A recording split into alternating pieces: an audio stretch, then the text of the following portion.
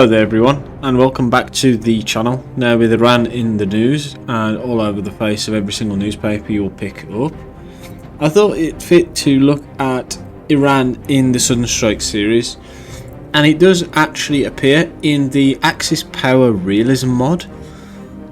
And essentially this version of the mod was focused entirely on the invasion of Iran 2 months after obviously Operation Barbarossa. The Soviets and British launched a coordinated assault on Iran to essentially secure supply lines from the British in Iraq and the India towards the Soviet Union to open up a new supply route. And so the Soviet armies coming from Azerbaijan and Turkmenistan crossed into Iran from the north, and the British, which assembled by Karam Shah, then attacked towards Abadan, Khuzestan, and pushed towards the capital Tehran.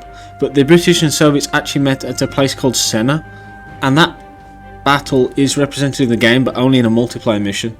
But enough talk, let's look at the units, because this mod has, as most mods that nobody fucking knows, has very sexy unit models.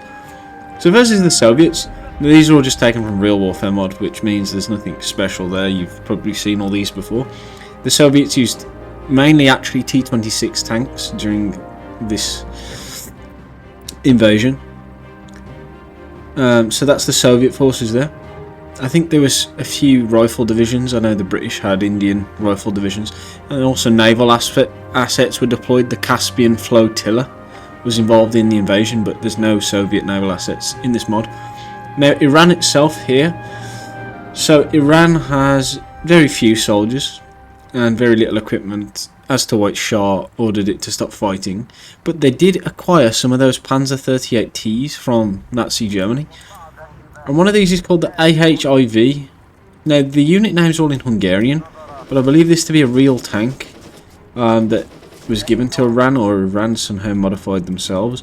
And then you have the TNHP, which is actually something to do with their own modification of the Panzer 38T. Then the Iranian infantry are equipped with Czechoslovak, British weapons. They have obviously an artillery piece, a machine gun, a camel, and some trucks. Now we move on to the Nazis. Now the Nazis had nothing really to do with this other than their limited presence in the obviously the Iraq business, the 1941 Iraqi uprising against the British, where they flew aircraft in, but it didn't involve ground units. But the German ground units are present here as well. Here we have the Italians again, completely unrelated to the conflict. But I suppose you could make missions about the North African Mediterranean with that. And speaking of which then, let's look at the unit models instead of just bypassing them. So majority of this again is from Real Warfare mod. This half-track with the Nazi flag on top looks quite unique. I've always liked this Fawn model because it's a very big truck, but it's not used in many mods. It's from Hidden Stroke. And then for the Italians, obviously the Semaventi. A lot of this is just Hidden Stroke models. I do like their artillery models on all of their infantry, of course. You probably got the submachine gunners and the Basilgari, if you pronounce it like that. And here, of course, is the British, which seem to be the most fleshed out of all the factions present. We have obviously our Valentine tanks and our Crusaders and so on. We have a nice sandbag version of the 17 pounder. The 5.5 inch gun. Oh, this is the 8 inch gun. Okay. 20.3 centimeter. Well, regardless, it's insane caliber. Then you have the Morris. Obviously the Leyland. All of the British manufacturers like Albion. All the trucks. And there's actually a nice array in the Bedford and Chevrolet America. And the British infantry is somehow really diversified. You have, I think there's a Scottish guy with bagpipes somewhere. Check this out. Let me turn up the game sound. Now, I don't know why this is relevant to this battle, but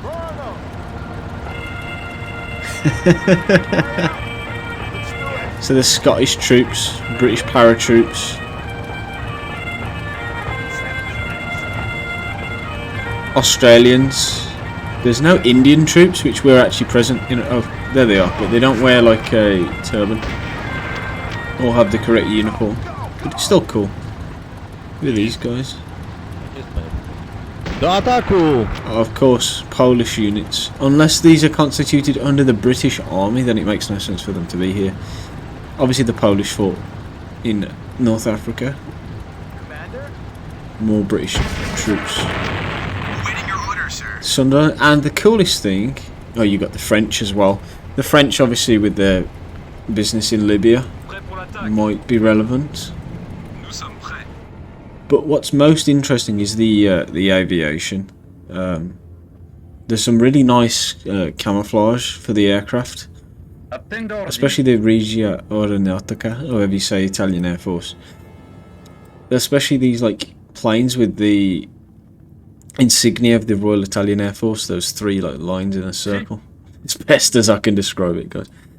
You got like the Fiat BR-20 used in the Spanish Civil War, and the Savoia Machete also used in the Spanish Civil War. They should have that plane 406 somewhere. Or, that's how I know it as designated. Where is it? No. No, maybe I'm just making stuff up. You have the British planes, the Hawker Hurricane, the Wellington. Oh, the Wellington. Obviously the Douglas DC-3, which would be mistaken for a C-47 American transport plane. I swear it's the same thing. Ready for takeoff. German planes with their leopard print camo. A Hawker Hurricane that looks to have Chinese markings, unless that's me being like suspicious. No, it's not the Chinese like KMT markings, but it's weird that it's blue instead of red. Okay. Awaiting your order, sir. Who's flying it? Oh, right. Alright. Commander, let's do it. Is it a New Zealand? Oh, I Awaiting don't your know. order, sir. Gloucester Gladiator, the planes found on the island of Crete to ward off the German bombers. And then you just got naval assets. Obviously this is from the Pacific Warfare mod. This is from Classic Sudden Strike 2. What do we have here? Nothing. So, what does this mod have to offer for the player? It's a good flipping question.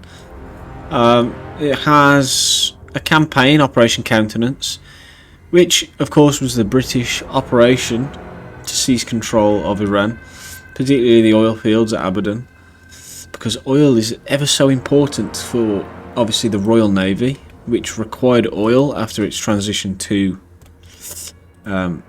you know, battle like dreadnought class battleships instead of steam or coal powered.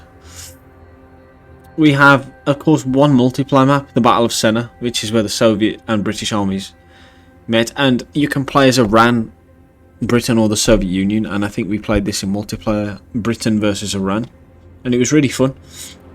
Now the mod has excellent balance, to be honest. Unfortunately nobody seemed to care to make any maps for it.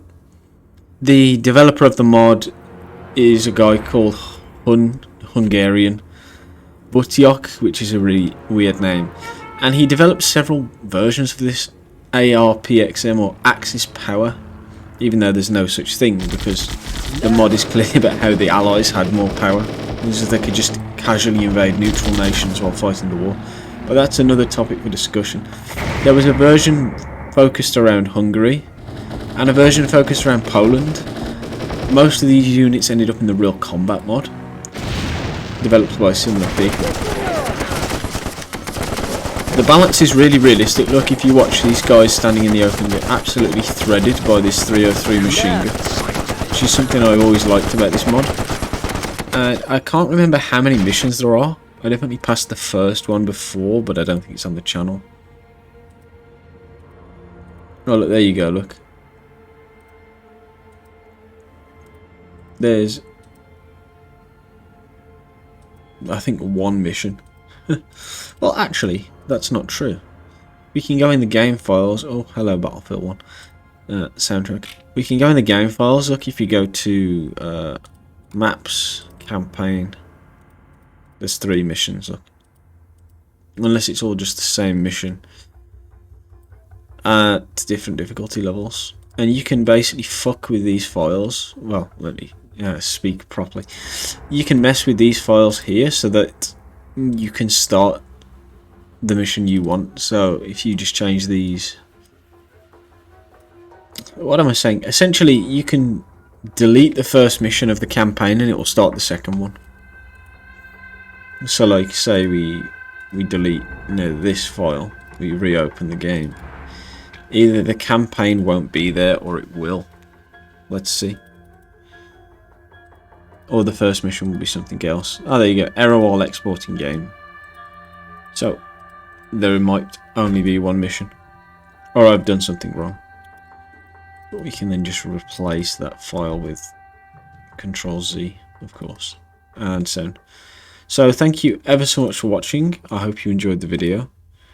And tune in next time for our next mod review. If there's any mod that anyone wants me to obviously cover, then let me know. And before I end the video, this mod is available on Sunstrike Maps to download for free. But there's very little to play around with, so it might not be worth your time. It's simply in a museum of what could have been.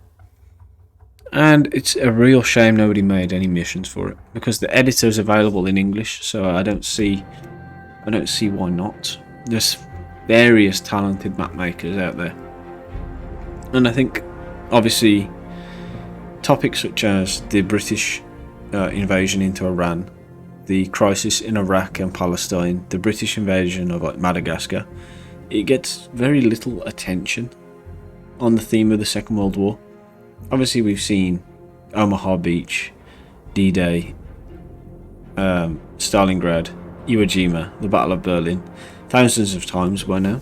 It's nice to start looking at the more like out of place and strange conflicts that occurred, like the Soviet invasion of Manchukuo in China, or I don't know, like how in Yugoslavia at the end of the war partisans actually attacked across the Italian border and ended up fighting with New Zealanders at the town of Trieste, is it?